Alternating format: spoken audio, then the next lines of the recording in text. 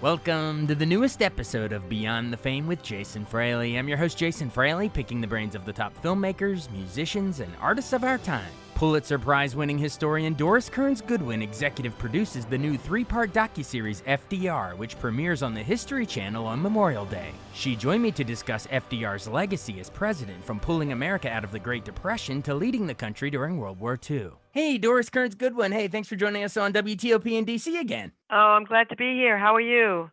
I'm good. We spoke, I guess, this time last year when you were doing the History Channel's Exactly so, for Teddy. Teddy Roosevelt. So now we're talking the other Roosevelt. Now we're talking about the other Roosevelt, right? The other Roosevelt, two massive figures, titans of American history. It's you're executive producing. It's called FDR. It's gonna be a 3-night docuseries that starts on the History Channel on Memorial Day, on Monday.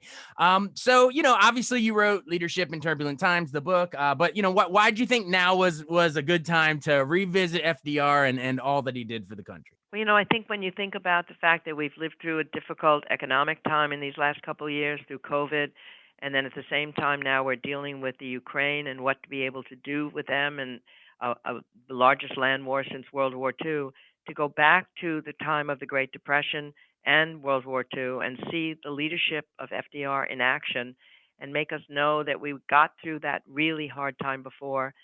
The bond was established with the American people through the leadership of FDR, and together we were able to accomplish extraordinary things. It just should make us feel confident about our own future to know that we'd been through it before and we can do it again. So we catapult ourselves back to these difficult times. Somehow it's going to give us some strength.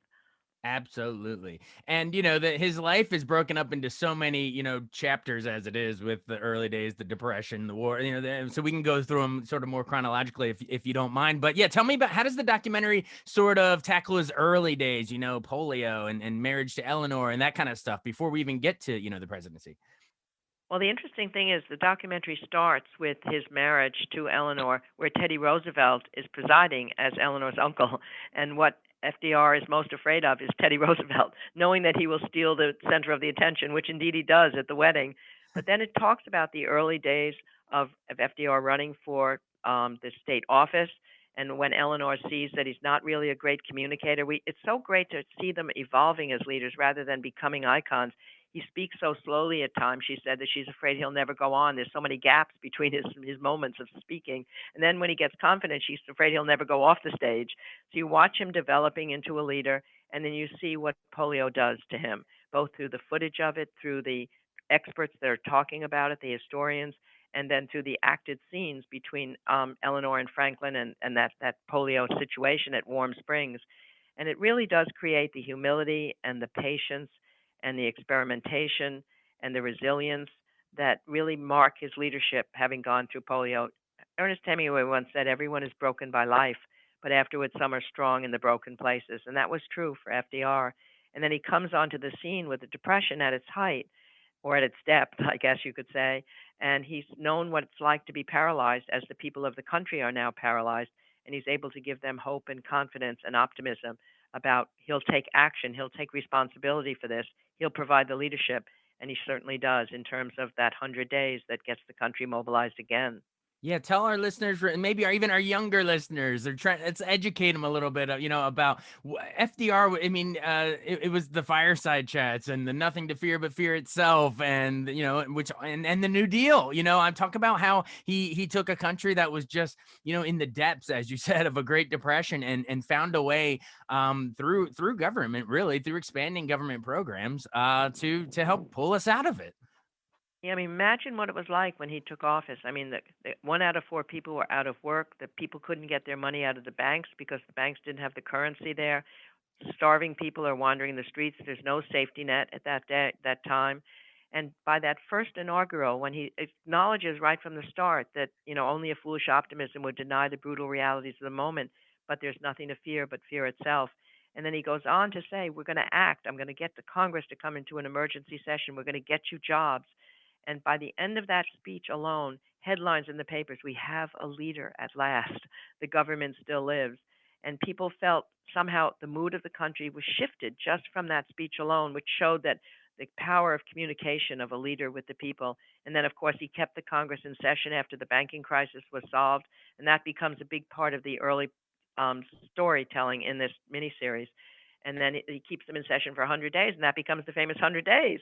Absolutely, absolutely, and one of the and I guess still to this day our only president that served more than 2 terms, right? Like how did they pull that off? He was just so was he so popular with the people, or it's such a dire time of a depression, and then of course the war on the back end of it too. Like what how was he able to stay in office longer than everybody else?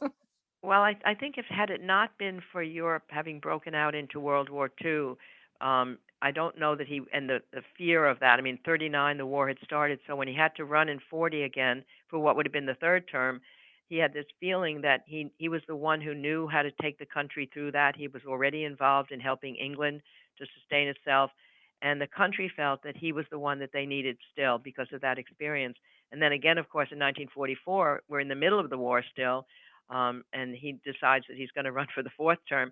I think it wouldn't have been able to be happened. That two-term thing of George Washington was so built into our psyche had it not been for the war itself, which and people made the decision that he had carried us through the depression. He's the one to carry us through the war.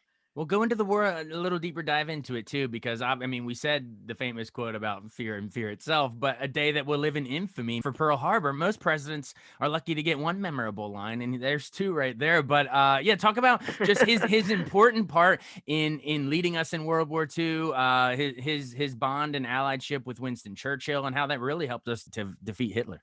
Yeah, one of the things you'll see, I think, is the importance of that relationship with Winston Churchill. You'll see it both in the footage that they are able to bring together, Radical Media and History Channel, of watching the two of them together, and it's just you can see the kind of bond that they created and the feeling that they knew that each other was a great diva. One of them would be talking, the other one would be sitting there grumpily waiting to talk, and then the other one would talk. But they knew that they said it was fun to be in the same decade with each other. You can watch them when they first meet in Newfoundland. Then you see Churchill coming to Washington at the time right after Pearl Harbor at Christmas time. And, he asks the butler to make sure in the morning that he has a tumbler of sherry before breakfast, and then scotch and soda at lunch, and then champagne and 90-year-old brandy before dinner.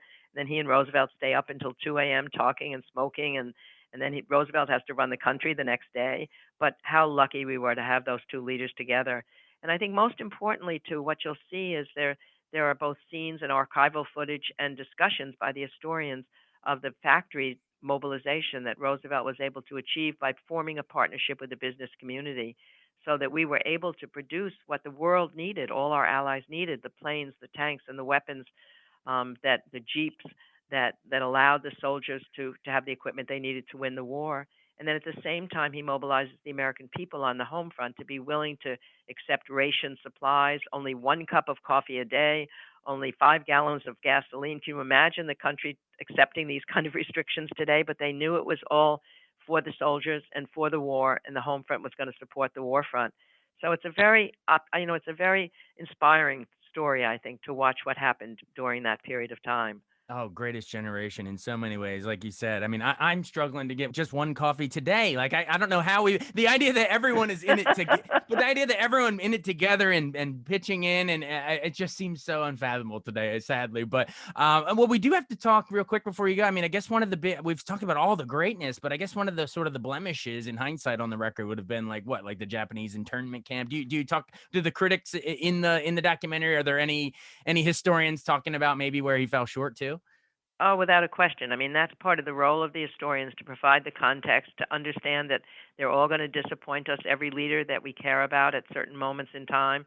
Certainly, the internment of the Japanese Americans, which is both depicted in one of the scenes between Eleanor and Franklin, an acting scene, but talked about by the historians as well, is a stain on his legacy, as is the failure to bring more Jewish refugees into the country before Hitler closed the door forever. So you understand that none of these people are perfect. You wish they were, but on the other hand, you have to judge them in the span of what they did. And for this leader to have guided us through those two great crises, to have had that leadership with that optimism and contagious confidence that he projected onto the people, I think he'll be remembered for a long time to come. That's what the New York Times once said, that people would look 4,000 years, 1,000 years from now, and put themselves on their knees for having had this man in power at that time. Oh yeah, and that to me I think is the power and just what's so cool about what you and the other historians do for projects like this. You weigh the where they may have fell short up against these massive accomplishments and the way they shaped the world in so many positive ways. And for FDR, he has these two giant, the Depression and the war. I mean, that's like all time stuff. Like you'd be hard pressed to find a president that did as much for the country. Well, hey, thank you so much. Again, it's called FDR. It's going to be a 3-night docuseries on the History Channel starting Memorial Day. Doris, Kearns, Goodwin. Always awesome catching up. Thank you very much. It was fun to talk to you about it. Thank you so much. Thanks so much for listening to Beyond the Fame with Jason Fraley. Our theme music is Scott Buckley's Clarion. Remember to give us a 5-star rating if you like what you hear. We'll see you next time.